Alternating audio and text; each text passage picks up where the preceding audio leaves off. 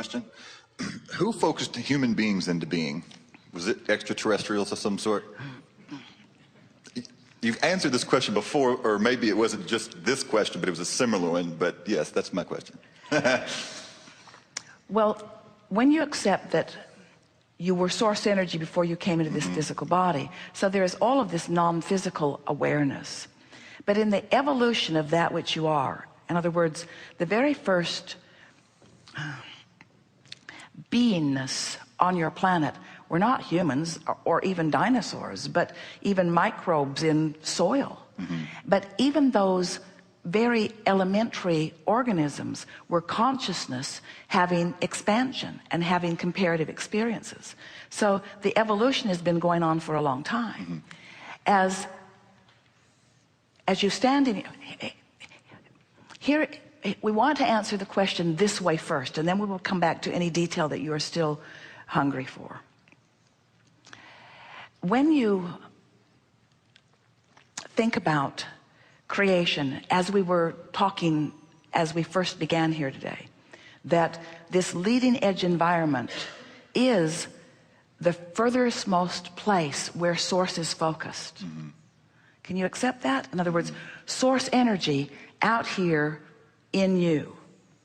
And then you think about human consciousness, and you think about what you're exploring and what you're deciding and what you are preferring.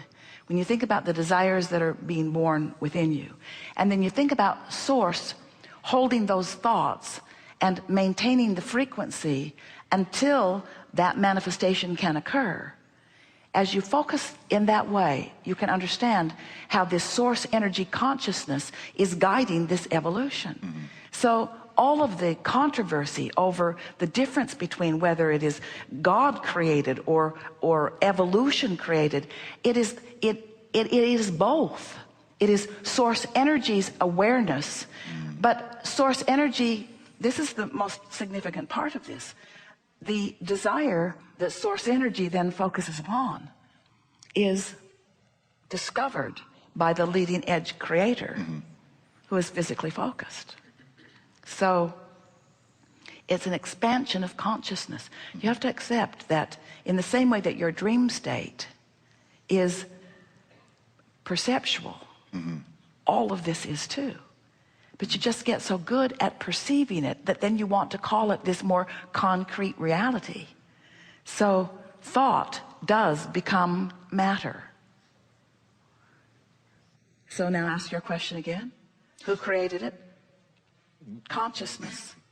Okay, and my question is about consciousness and how it interfaces with matter. So a singular cell organism, essentially, even though it's just one cell, basically has the same mental capacity, if that's the right word, as a being such as myself, which is about 13 trillion cells on average. Not really the same mental capacity, because it's clear that conscious energy, is that a better term? There is conscious energy, but the difference, you think differently than the chicken, even though you're both thinking. Of course, right. You think differently than the ant, even though you're both thinking. You think differently than the cells in your body, even though they're both thinking. Okay, so what I'm really asking is, consciousness is not limited or defined by the amount of cells in an organism.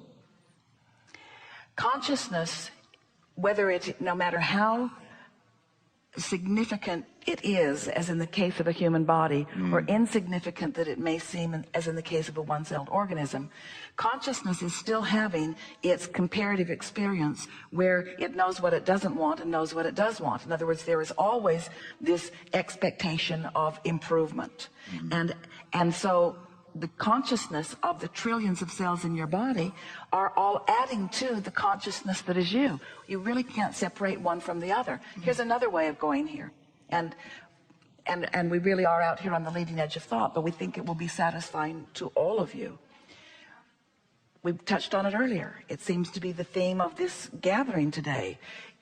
When you accept that you are creator, and you accept that you are standing in an environment that is giving you the inspiration to expand, and you accept that it's not just you that's being inspired, it's all that has ever been that is being inspired, then you begin to realize that the individuality that you're wanting to call you the creator is never as individual as you have thought that it was, that all of source is flowing through you in any moment in time. Here's another way of saying it, because that got a little murky and some of you didn't follow it all the way through. Look at it this way. So sometimes people will say, so Abraham, I'm out here and I'm mixing it up and I'm putting rockets of desire into my vortex of creation. We say, yes, you are. And they'll say, and everybody else is doing it too. And we say, yes, that is true, even one-celled organisms.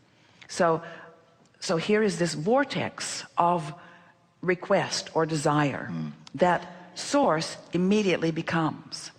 So then here you are walking around in your body, in your day, having your exposure to your life experience, using something, anything, as your object of attention that is causing you to align with the fullness of who you are.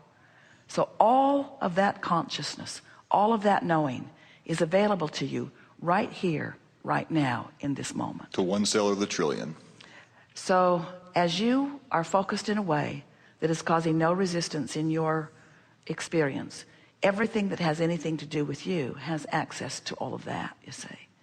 So then you run around like that and you influence your mother and you influence your brother and you influence your lover and you influence, in other words, when you are in tune with that. So really, but there are many points that we are making with that, but the primary point that you were asking for that we really want to make central to this discussion is that when you take the time to feel good, you have access to the whole of all of it.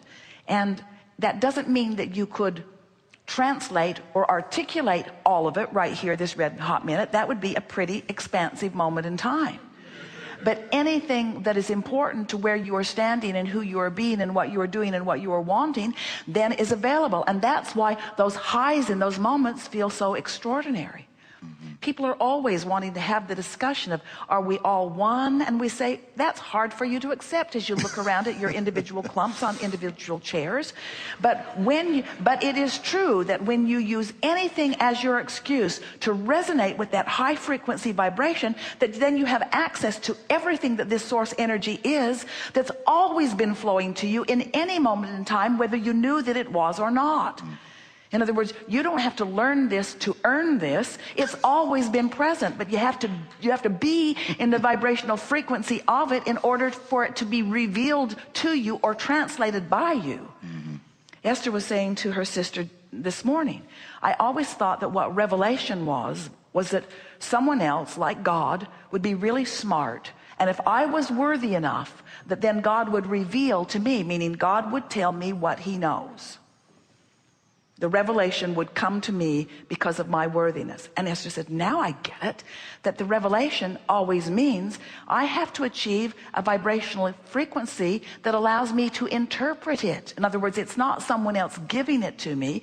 It's me achieving vibrational alignment with the knowledge that the whole is achieved. And so look at it this way. You as an individual creator are putting plenty of knowledge into your vortex, but there's a whole lot more knowledge that you haven't put there that is there and is available to you. DNA knowledge, cellular knowledge. There's all kinds of knowledge that is available to you that you can't and don't want to articulate and don't have to.